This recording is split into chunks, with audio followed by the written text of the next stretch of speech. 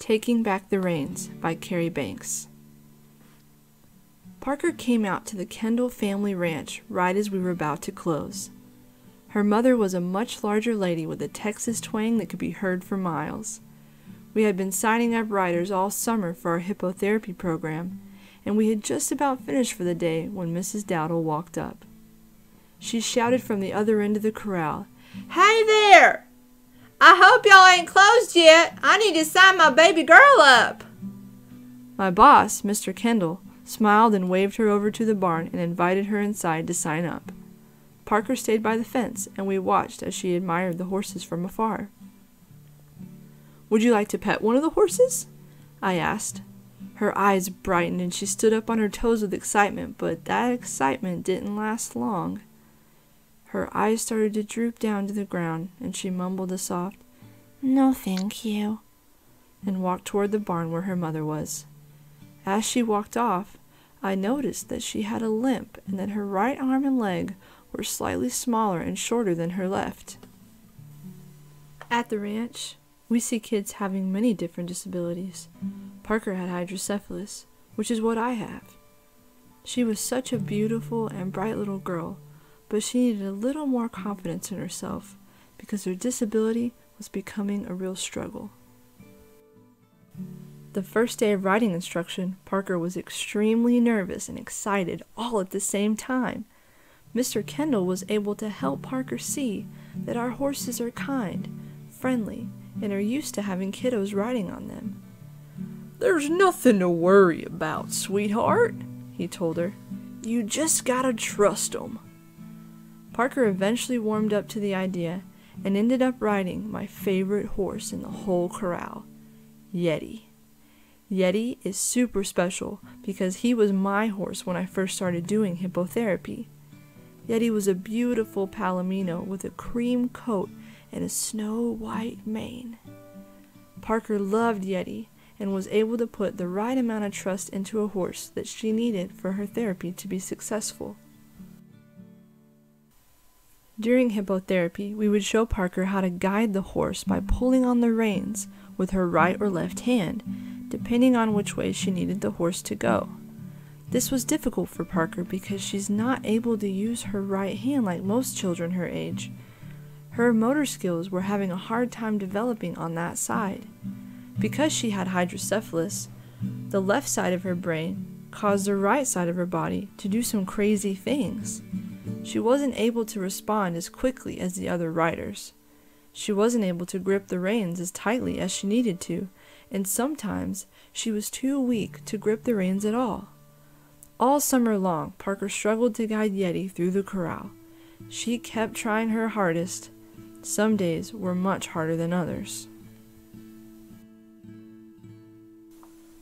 One day, Parker finally realized what hippotherapy is all about.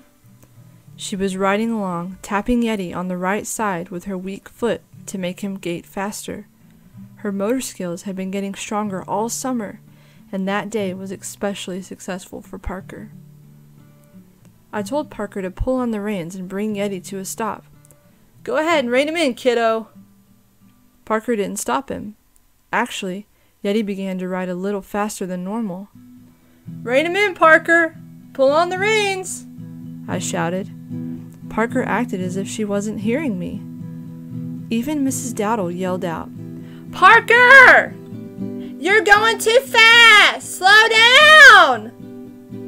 I didn't know what to do. Yeti was running too fast. I quickly jumped on my own horse and sped over to where Yeti and Parker were riding. I rode alongside Yeti and noticed that Parker wasn't gripping the reins at all. In fact, she was barely holding on to them, but her right leg was kicking Yeti on the side, and which was making him go faster.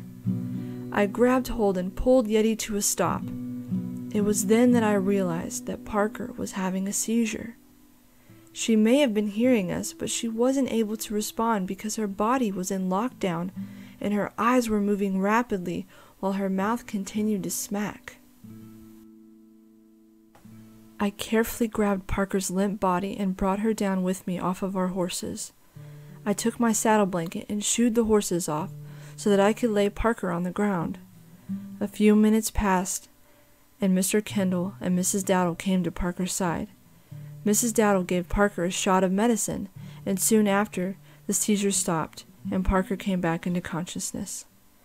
We were all very relieved that she hadn't been hurt.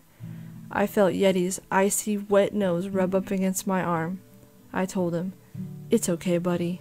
She's going to be okay." Usually, when a horse is kicked repeatedly on the right side, he will continue to trot faster and faster. In this case, Yeti didn't.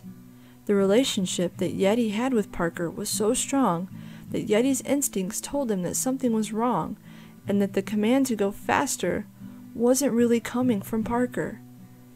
When your brain quits working correctly, your body will end up doing some very crazy things.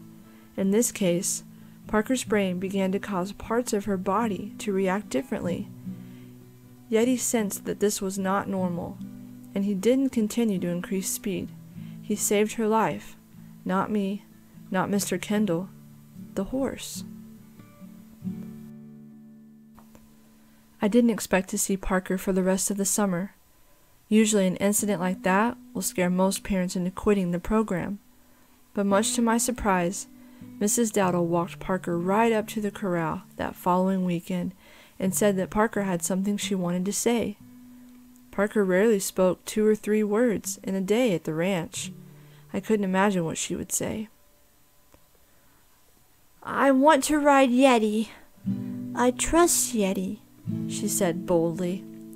"Usually when I have seizures, I don't remember anything, and I can't see what's happening. But Yeti didn't let me get hurt. He protected me. Please let me ride him, Mr. Kendall."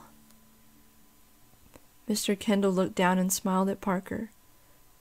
"I told you could trust him."